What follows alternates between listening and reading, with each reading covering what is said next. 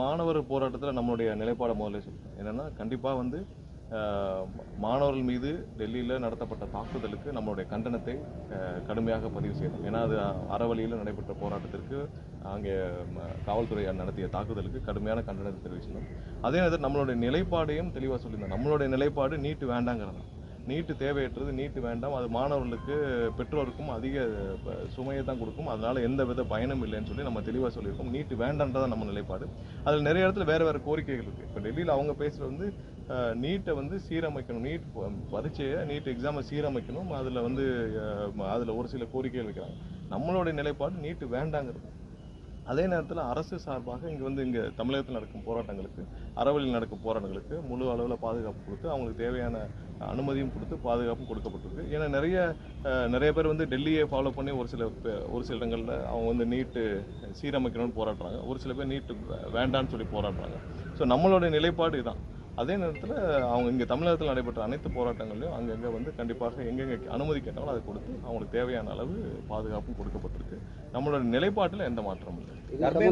தர்மேந்திர பிரதான் பதவி விலகினா சிஜேபியிலேருந்து காங்கிரஸ்ல உள்ள எதிர்கட்சிகள் வந்து கோரிக்கை வச்சிருக்காங்க. அது ஒன்று மட்டும் சொல்யூஷன் இல்லையா. நம்மளுடைய கோரிக்கை வந்து நீட்டு வேணாங்கிறதான். இப்போ இவர் பதவி விலகினாலும் நீட்டு தொடரும்ல.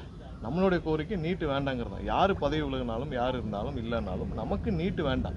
ஸோ இது வந்து இந்த கோரிக்கை வந்து இதை சப்சிடைஸ் பண்ணிடும். நம்ம வந்து நீட்டு வேண்டாங்கிறத சப்சிடைஸ் பண்ணிட்டு இப்போ பதவி விலகினால் நீட்டு தொடரும். அப்போ அதுதான் நமக்கு தேவையா? நமக்கு அது தேவையில்லை. நமக்கு நீட்டு வேண்டாங்கிறது தான் நம்மளுடைய கோரிக்கை. இதில் நிறைய இடத்துல திமுக முன்னாள் அமைச்சர்கள்லாம் பங்கேற்று நிறைய பேசியிருக்காங்க. இதை பேசக்கூடிய தகுதி திமுக கிடையாது. திமுகவுடைய முன்னாள் அமைச்சர்கள் திமுகவினர் கிடையாது. அவங்க தான் இந்த 5 வருஷமா இதை மோசமான சூழ்நிலை கொண்டு போனாங்க. இது இவ்வளவு மோசமாக கொண்டு போய் இதை இவ்வளோ விட்டதுக்கு காரணம் அவங்க தான். ஏன்னா அவங்க முதல்ல திமுக ஆட்சிக்கு வரப்போ நாங்கள் நீட்டை நிப்பாட்டுவோம்னு சொன்னாங்க. எப்படி நிப்பாட்டுவாங்க? அது பார்லிமெண்ட்ல பாஸ் பண்ண சுப்ரீம் கோர்ட் ஆர்டரில் எப்படி நிப்பாட்டுவீங்க? தவறான ஒரு நம்பிக்கையை மக்கள்கிட்ட கொடுத்து அதில் ஒரு 2-3 வருஷம் ஓட்டினாங்க.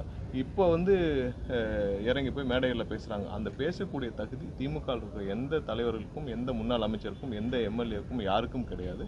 நீட்டு வேண்டாங்கிறத நம்மளோட நிலைப்பாடு ஸ்ட்ராங்காக இருக்கும். அதுக்கான நேரம் காலம் வரும்பொழுது கண்டிப்பாக அதில் முதல் குரலாக நம்ம குரல். இல்லை, நம்மளோட நிலைப்பாடு தான் சொல்லிட்டோம். நம்ம நிலைப்பாட்டில் எந்த மாற்றமும் இல்லை. நம்ம இந்த போராட்டம் சம்பந்தமாகவும் நம்மளோட நிலைப்பாடு சொல்லுவோம். இதில் நிறைய இடத்துல வேறு கோரிக்கைகள் இருக்குது. நம்ம இதில் நம்மளுடைய நிலைப்பாட்டில் தான் நம்ம நிற்க முடியுமா தவிர்த்து தமிழ்நாட்டில் நடைபெறும் அங்கங்கே மாணவர்கள் கேட்டிருக்காங்க. அது அமைதியாக நடைபெறும் அனைத்து இடத்துலையும் தேவையான பாதுகாப்புகளை நம்ம உறுதி செஞ்சிருக்கோம். மேகதாது விவகாரத்தில் வந்து கர்நாடகாவுக்கு அழைச்சி பேச்சுவார்த்தை நடத்தக்கூடாது, அது தவறானது, அனைத்து கட்சி கூட்டத்தை கூட்டணும்னு சொல்லி இல்லை, மேகதாது விவகாரத்தில் முதல்வர் வந்து கடந்த 1 மாதங்களாக பல கட்ட ஆய்வுகள் எல்லா இதில் லீகல்லையும் சட்ட வல்லுநர்களையும் எல்லா அளவுலையும் பல ஆய்வுகளை பல ஆலோசனைகளை மேற்கொண்டு வருகிறார். விரைவாக அதில் என்ன செய்யணுமோ அதை ஆக்கப்பூர்வமாக செய்யணும். ஏன்னா முன்னாடி வந்து அவங்க கடிதம் எழுதுறோட திமுக வெறும் கடிதம் மட்டும் எழுதிட்டு பின்னாடி துரோகத்தை செஞ்ச மாதிரி ஆன விஷயங்கள் எதிர்க்காது. கண்டிப்பாக ஆக்கப்பூர்வமான விஷயங்கள். நமக்கு விவசாயிகளுக்கு தேவையான தண்ணீரை கிடைக்கணும். அதே நேரத்தில் நம்மளுடைய உரிமையை விட்டுக் கொடுக்கக்கூடாது. அதுக்கு தேவையான அனைத்து நடவடிக்கைகளும் முதல்ல வந்து ஸ்ட்ராங்காக எடுப்பேன். அதில் எந்த மாற்றுக்கருத்து கிடையாது. நம்மளை தவிர வேற யாரும் எடுக்க முடியும். டெல்டா விவசாயிகளுக்கு வந்து இழப்பீடு வழங்கணும். இப்போ குறுவை சாகுபடி வந்து பாதிக்கப்பட்டிருக்கு. டெல்டா விவசாயிகளுக்கு இலவச காப்பீடு வழங்கணும். அதே மாதிரி காப்பீடு விஷயம் வந்து 15 வருஷமா ரொம்ப மோசமாக போயிருக்கு. விவசாயிகளுடைய காப்பீடுல அவ்வளவு தூரம் வந்து அலைக்கழிக்கப்பட்டிருக்காங்க. எங்கேயுமே வந்து விவசாயிகள் காப்பீடு கடந்த 15 வருடமா போகலை. 2006 போடப்பட்ட காப்பீடுகள், அதுக்கப்புறம் போடப்பட்ட காப்பீடுகள் எதுவுமே சரியாக போய் சேரவில்லை. மேக்ஸிமம் வந்து தனியார் பேங்க்ல போட்டது. அதில் அவங்களுக்கும் வந்து சரியாக ஆலோசனை கொடுக்கல, அவங்களுக்கு சரியான கைடன்ஸு மாவட்ட நிர்வாகம் எதுவும் கொடுக்கல.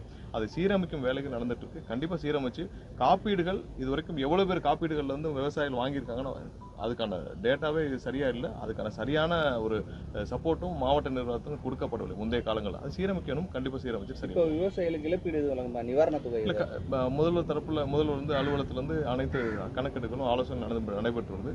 கண்டிப்பாக என்ன தேவையோ என்ன விவசாயிகளுக்கு தேவையோ அதை கண்டிப்பாக முதல்வர் வாயிலாக வெளியிடப்படும்.